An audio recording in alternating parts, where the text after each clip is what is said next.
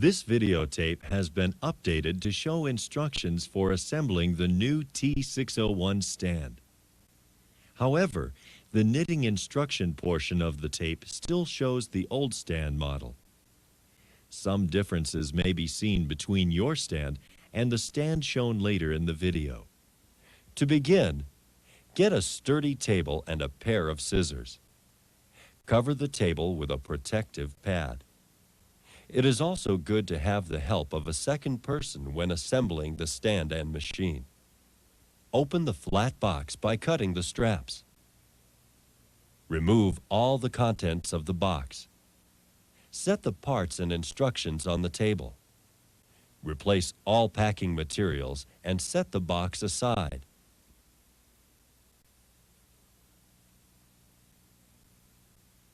On the table should be 2 side stand supports, a lower back support, an upper back support, 1 tray, and 2 Electra mount supports in a tool and screw package.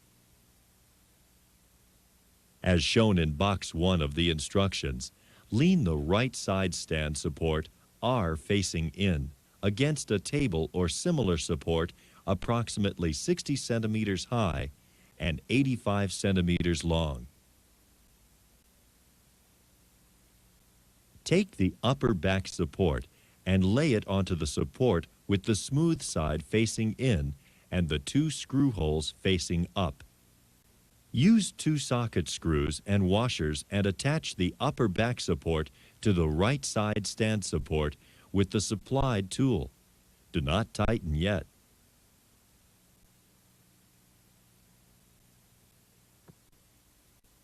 Lean the left side stand support against the upper back support, L facing in. Attach it with 2 socket screws and washers. Now tighten all 4 screws.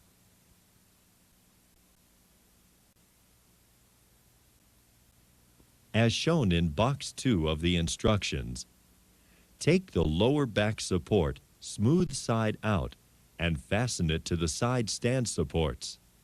Use a socket screw and washer from the outside and a spring washer and hexagon nut from the inside.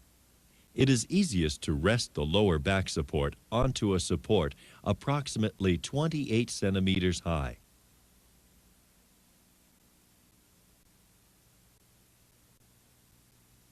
As shown in box 3 of the instructions, mount the 2 Electra motor supports with the special screws.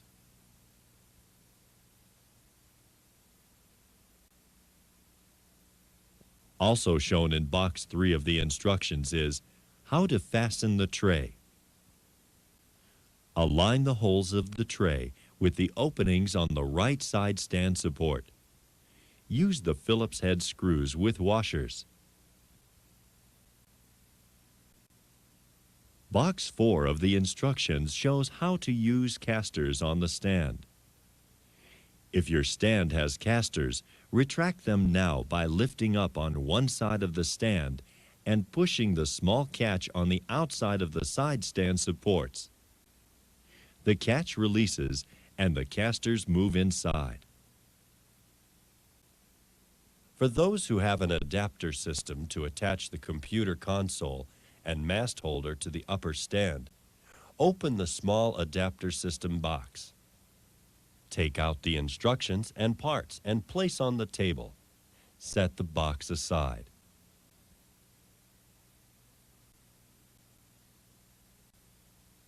Loosen the inside head screw on both holders till the metal plate is loose using the tool.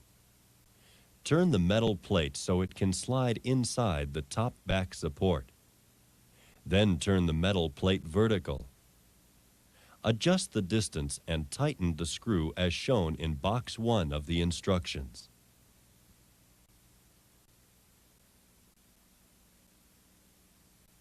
The mast holder should be 25 centimeters from its outside edge to the end of the right opening of the upper back support. The console holder should be positioned 25 centimeters from its inside to the end of the left opening of the upper back support. This is shown in box 2 of the instructions. When the support is positioned correctly, completely tighten the screws.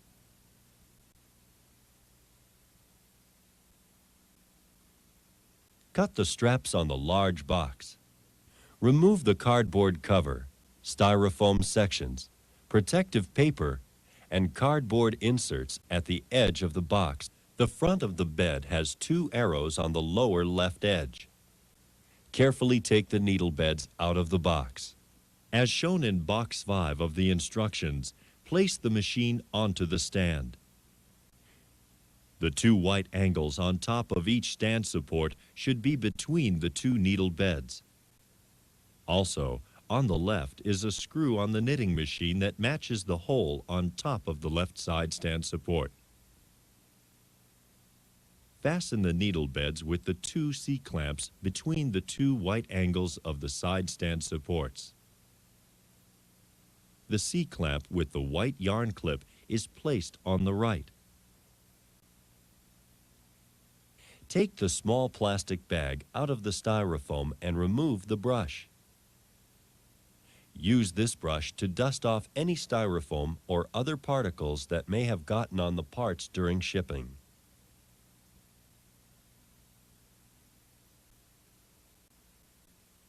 Remove the oil tube from the styrofoam and pierce the end. Never use any other oil on the PASSAP but the Bellador oil supplied by PASSAP dealers. Make sure the brush is free of dust. Don't put oil directly onto any parts. Instead, place 2 or 3 drops of oil on the brush. The front and back beds each have 3 horizontal metal strips which run the length of the bed. Brush the oil inside the center metal strips, called guide rails, of back and front beds. This will help the lock move across the beds more easily. Put a few more oil drops on the brush and oil only the bottom groove of the top rails. Add 2 or 3 drops of oil to the brush. Oil the feet of the needles that stick out next to both center guide rails. Oil the bottom guide rail on the front bed.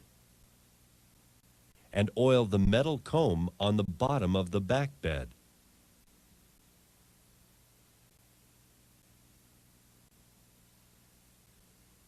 Take out the folded assembly sheet from the manual. Look at the diagram for oiling the locks. The locks are still in the styrofoam with their underside exposed. The back lock is the one with the brushes on the upper edge. Follow the needle path shown on the diagram with the oiled brush.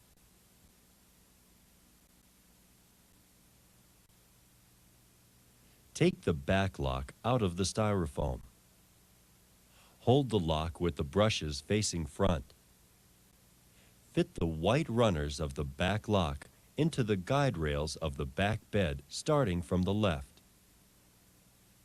Slide the lock to the right of the needle bed.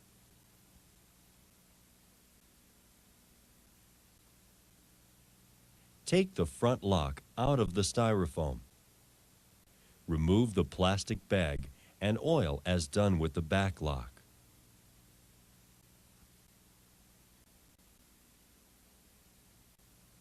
Hold the front lock by the handle with the left end tilted slightly down. Insert the black runner above the center guide rail, with the white angled runner below the guide rail. As soon as it is inserted, tilt the front lock up and slide the white runner into the upper rail. Before sliding the front lock to the right, place the cable on top of the lock. Push the connecting bolt upward until it clicks into place so that both locks are connected.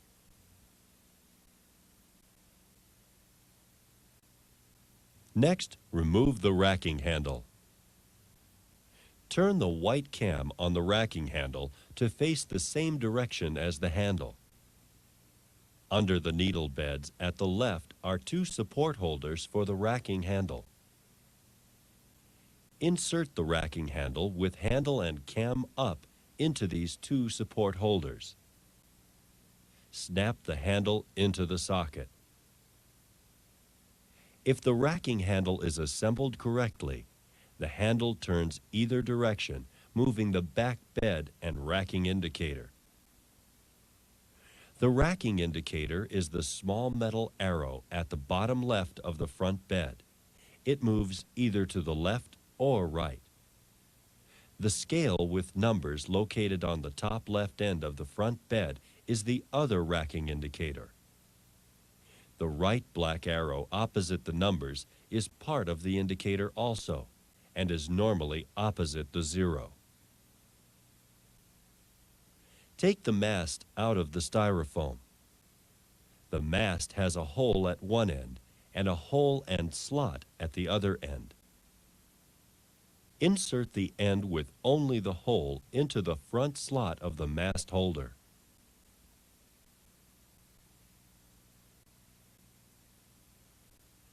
Carefully take the tension arm with 2 cables attached out of the styrofoam.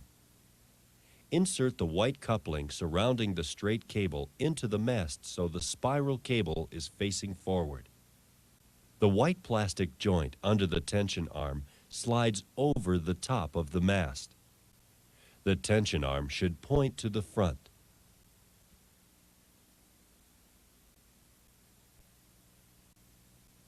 Remove the tension wires from the styrofoam.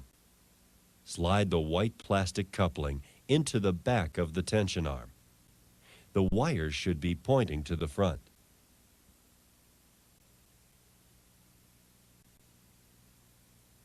Remove the triangular clamp with the 2 eyelets from the styrofoam. Fit the triangular clamp onto the mast, with the eyelets tilted upward and the teeth pointing up. Slide the clamp onto the mast above the upper notches. Make sure that the cable is secured in the center. Push the clamp down until it rests on the notches.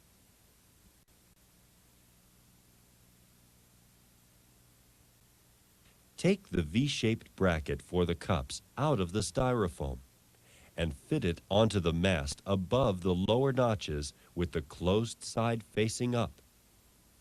Slide the bracket down until it rests on the notches.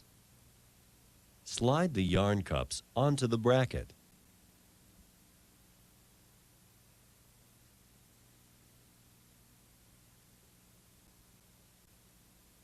Fit the connecting piece of the spiral cable to the support on the left-hand side of the back lock. Slide until it clicks into place. Plug the connecting cable from the front lock into the connecting piece of the back lock. Make sure that the notch on the cable faces up to match with the groove on the back lock.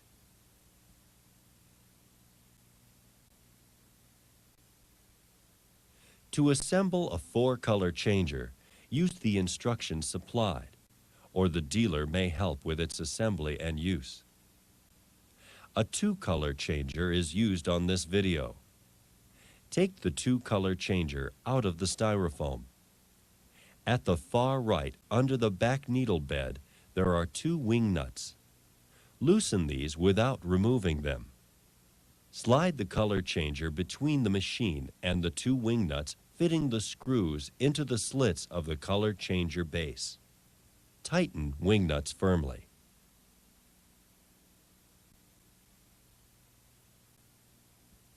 Take both feeding eyelets out of the styrofoam. The narrow bottom of the feeding eyelet has a metal cap. Above the metal cap are 2 rings. Insert the feeding eyelet into the color changer holder with the 2 rings between the 2 spring clips. Press this holder down. Repeat this process with the other feeding eyelet and holder.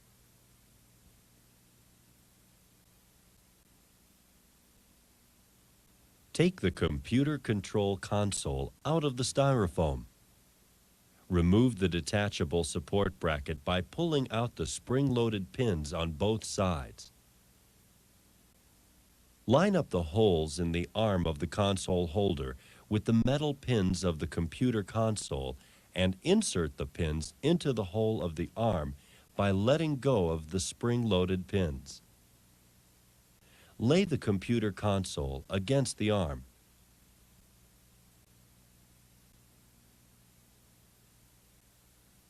Take the cable that runs down inside the back of the tension arm and secure it away in the slots of the mast holder, down the back and up on the lower left side. Lay the cable inside the upper stand support and behind the adapter system arm. Insert the plug of the cable into the socket on the top left of the computer console. Make sure that the cable goes to the back of the computer console. After the cable is plugged in, work it down the left groove of the arm and lay it along the marks. Push it into the arm holder as done with the mast holder. Do the same with the power cable along the other side.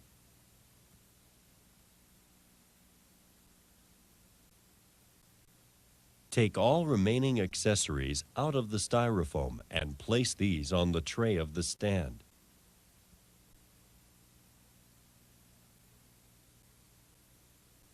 Place the styrofoam sections and other packing material back into the machine box and put them away.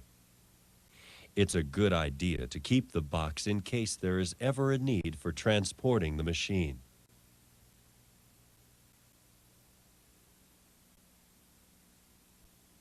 The machine is now fully assembled.